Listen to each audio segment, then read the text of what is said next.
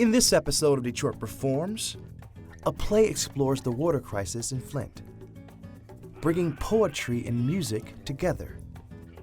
A photographer documents the rescue of refugees, and a caricature artist. It's all ahead on this edition of Detroit Performs.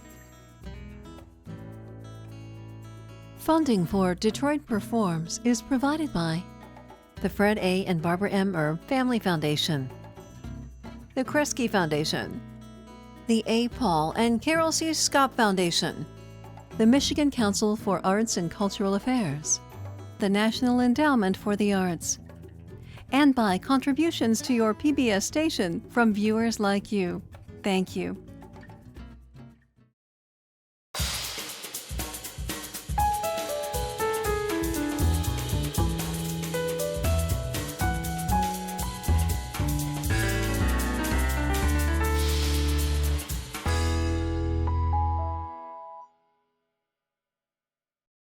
Hello and welcome to Detroit Performs. I am your host, DJ Oliver, and today I am at 333 Midland in Highland Park. Now, what was once the Lewis stamping plant now offers space to artists that produce large-scale works. So you can just imagine how much creativity is emerging from this building. Our opening segments are courtesy of the University of Michigan's School of Music, Theater, and Dance. First up, the university premieres a play about the Flint water crisis. Then the poetry of Langston Hughes meets the music of UofM professor Erik Santos in The Seer. Take a look.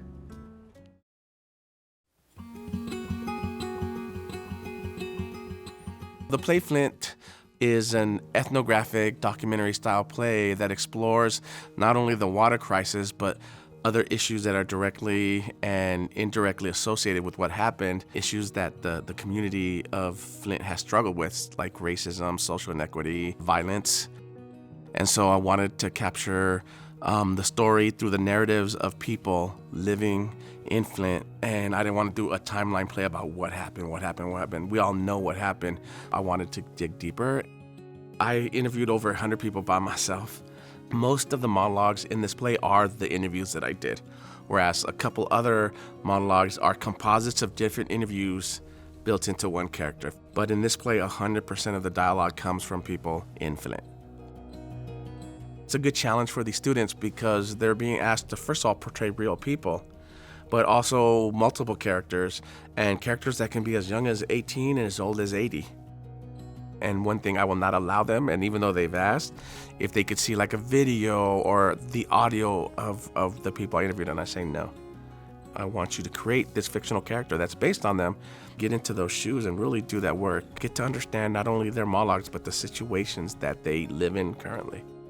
Knowing that we're performing for these people that we're portraying and that this is an ongoing crisis, it really has just heightened the stakes of the work that we're doing. It's allowed us to understand that we have a lot of responsibility as performers to share really important stories.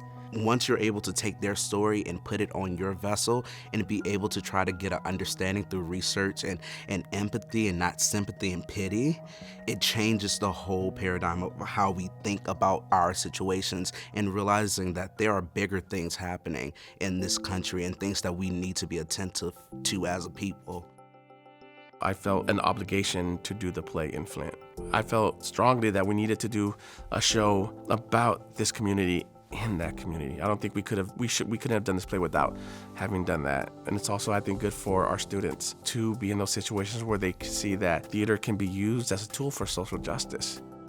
I thought it was important to not only do the community performance in Flint, but to create a whole array of community-engaged activities. For example, we do have a symposium with different perspectives towards the water crisis. We are doing an art exhibit, and most of the artists are from Flint, and seeing their perception of what the water crisis is. We are doing a video live stream version at our Duderstadt Center, in particular for the people who can't see it in Flint. It's their stories, and they should be witness to it. The ultimate goal for me is twofold. One is to inform people that it's not over. It's about educating people not only on Flint, but the fact that there are so many Flints out there right now that we don't even know of. The common denominators are class and this idea of bodies of color being disposable. The second thing is for people to kind of just think about change and what that means to them. Sometimes I think we worry too much about let's change the world. No, don't think of it in that big of a context. What can you do? What little things can you do? And if we add all that up, that's where we change the world. So I don't want to ask people to move the world, just, maybe move their neighborhood just a little bit more.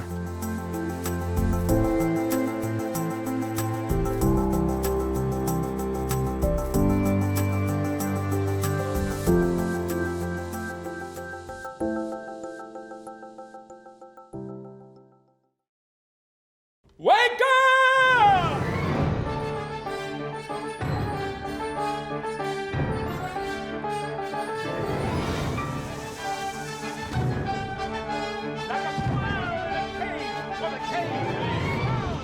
There are lots of strands that came into this piece's completion. I had originally written a piece called Dreamer, which were 7 poems by Langston Hughes, and that was for voice and harp and piano.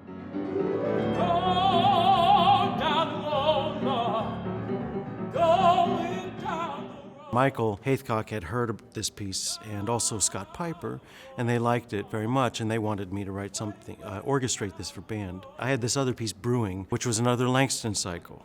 I said, let me work on a new piece for you instead. And that's how this piece eventually started piling in, but it was probably a good 3 years before it's come to this point. Before its petals fall. So I sing opera pretty much full time, but I don't often get to sing a big, thick blues. Fire! Fire! Fire! Gonna burn my soul. And so in this particular work, one of the things I get to do is play with colors of my voice that I don't normally get to play with.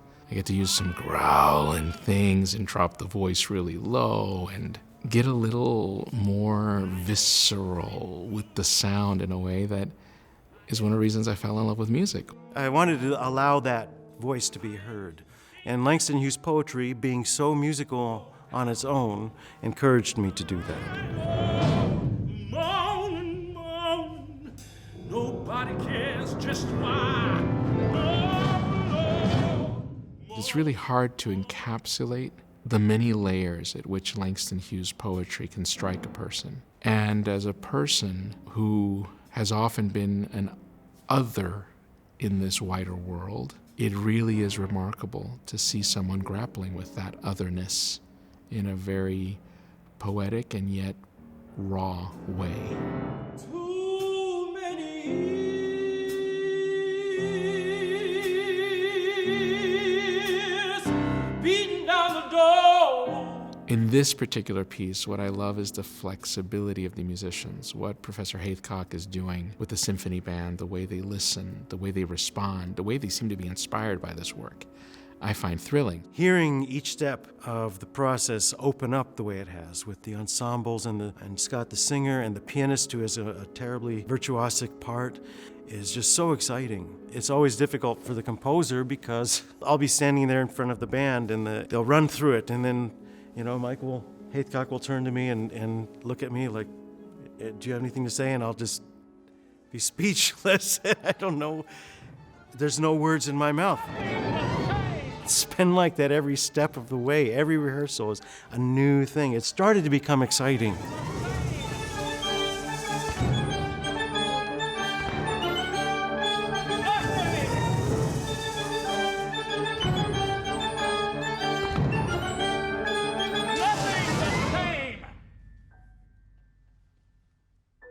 Okay, good. So what's going to happen at the downbeat?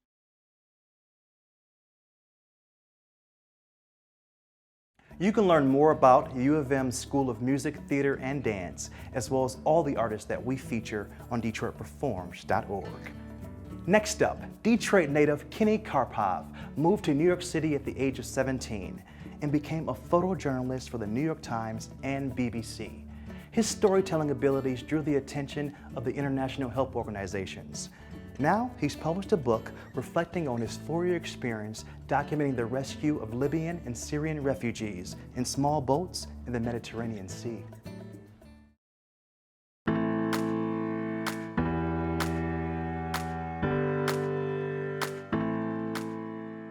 Originally from Detroit. I went to high school at Don Darrow High School in Royal Oak. My parents moved my brother and I out to the suburbs when I turned 5.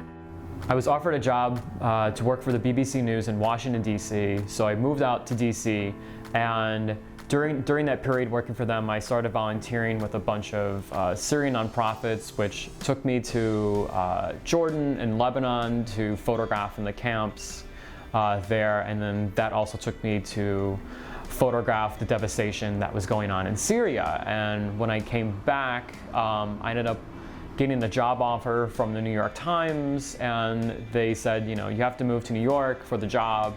And so my contract was just about ending with BBC News, and I relocated back to New York City and started working for the New York Times. And during this period, again, I would go back and forth to DC and volunteer for a bunch of Syrian organizations. And the lady who hired me to go to Syria, they didn't have any other work coming up in the foreseeable future because of budget constraints. And she mentioned, there was this new crisis happening in the middle of the Mediterranean Sea between Libya and Italy.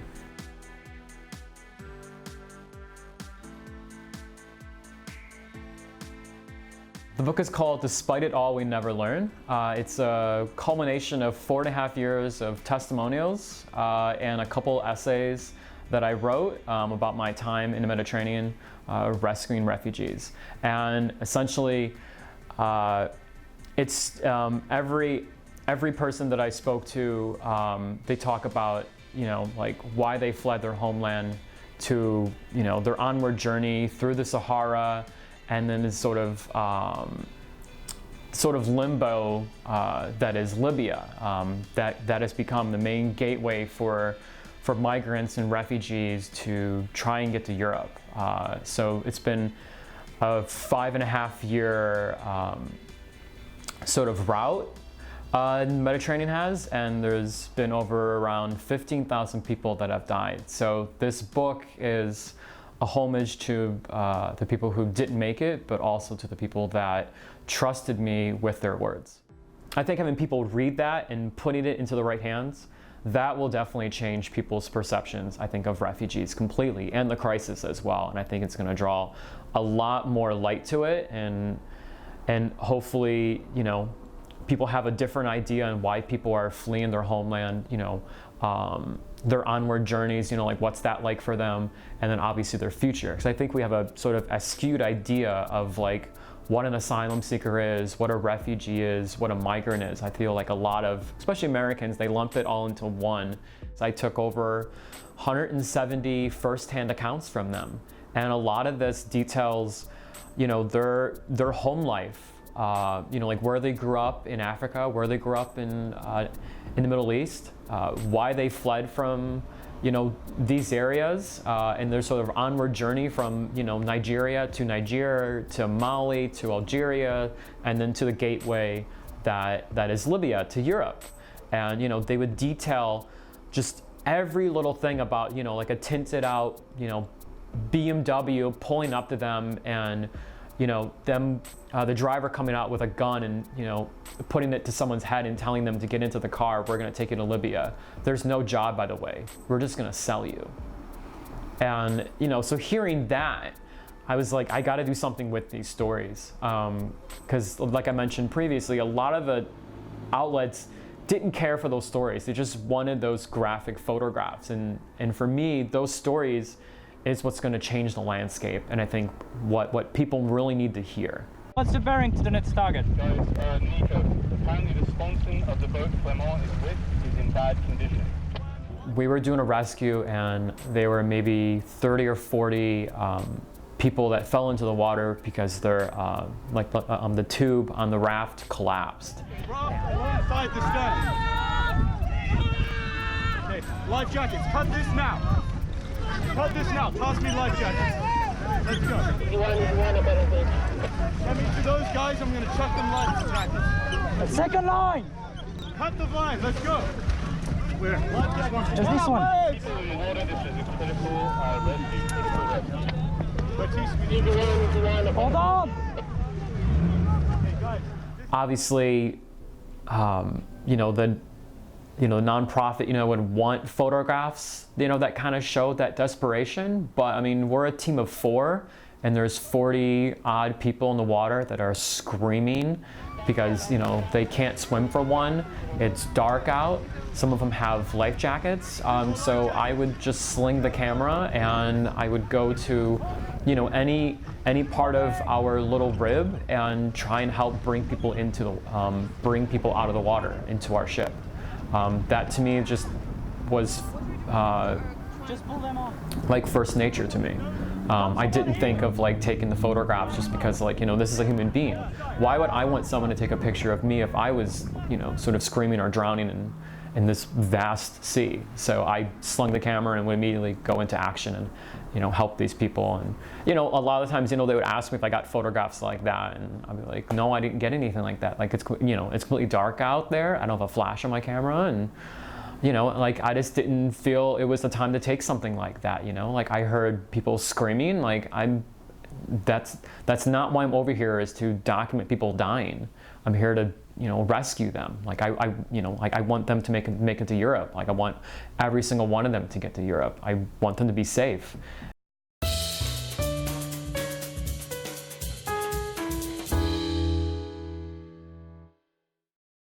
Here at 333 Midland is the Annex Gallery, which is an artist-run showcase of the Detroit and Highland Park community. The gallery features both emerging and established artists.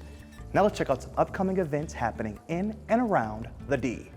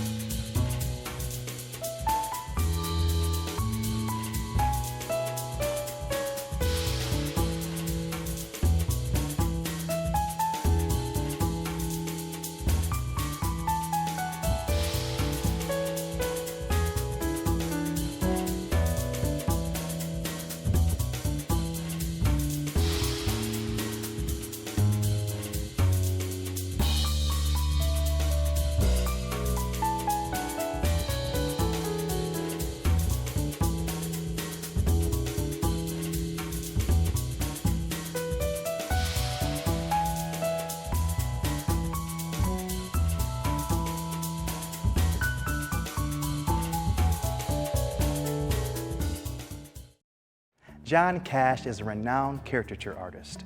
Up next, he shares how caricature is a specialized form of portraiture, which amplifies one's characteristics to find the true essence of a person. There's a conception, and it's a misconception, that caricature is about distortion. What makes people think of distortion is that it's very exaggerated, it's very amplified, but there's a big difference there. I'm amplifying in the direction of what makes that person unique. My name is John Kascht, and I'm a caricaturist. Caricature is not cartooning, it's not illustration, it's not a comic strip. Caricature is a very specialized form of portraiture. Like all portraitists, caricaturists are interested in nailing the likeness.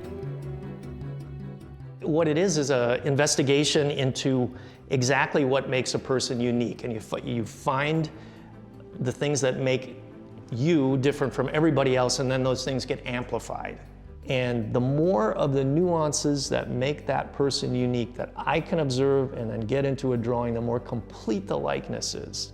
And the greater the recognition on the part of the person looking at it, where they say, yes, I recognize that person. I was very much that kid in the back of class drawing the teachers. And the thing about me is I never stopped. I'm still kind of drawing the teachers, or the authority figures anyway, but now it's politicians, performers, that kind of thing. I've drawn primarily celebrities or notable public figures. So when I'm drawing an idea that I have, I usually do very quick thumbnail sketches just to kind of start mapping out the way the piece could look. I draw on vellum, transparent vellum, so that if I have something in a sketch that I like, I'll slide it under a fresh sheet, draw over the top of it, and keep the parts I like, don't keep the parts I don't like, until eventually I've got the fully realized sketch that I want to paint from. I use watercolor and paint in light layers of glaze. Ideally, if I have 16 hours to 20 hours on something, obviously each piece has its own requirements, but 16 to 20 hours is a great amount of time for me for an average piece in my style. The Waukesha County Historic Society Museum was founded in 1914, so we've got more than 100 years behind us of celebrating what this region, what Waukesha County has to offer in the world and what impacts we've made in the world. Making Faces is our feature exhibition. The artist John Kascht is originally from Waukesha, city of Waukesha, graduate of Catholic Memorial High School, just a mile and a quarter down the road from here. And so a really lovely way to celebrate someone from this part of the world and to really take and appreciate his accomplishments. The wonderful nature of the work that John does is that he as the artist gets to retain very often the original that he makes. And so he's been kind of sitting on this incredible back catalog, 30 years worth of work. The exhibition here is a collection of about 100-ish pieces that are my favorites. Bill Murray is one of the large format prints, and we put him kind of front and center right inside the gallery space as you walk in. So we really start with, just in general, what goes into his caricature and portraiture work, things like body language, and also what the process is to get to a finished product. And really take people on that journey from appreciating what this art form can be when it's done to the expert level that John's able to achieve on through its multiple iterations and kind of uses. My favorite piece is the first piece of work he ever sold. It's a political cartoon that he sold to the Waukesha Freeman. One day I just went down to the Waukesha Freeman offices with a bunch of my drawings of the teachers, of family members, and I went in and asked to see the editor, because I had in my mind that I wanted to do political cartoons, because that's where I was seeing caricature work. Jim Houston is his name. He was the editor of the Freeman at the time. I think because he was puzzled, he agreed to meet with me. I was 14, and amazingly, he said I could submit cartoons to them. And in retrospect, I realized he did me a great favor, a great service there, professionally. He took me seriously at that age. And I started identifying myself as a professional.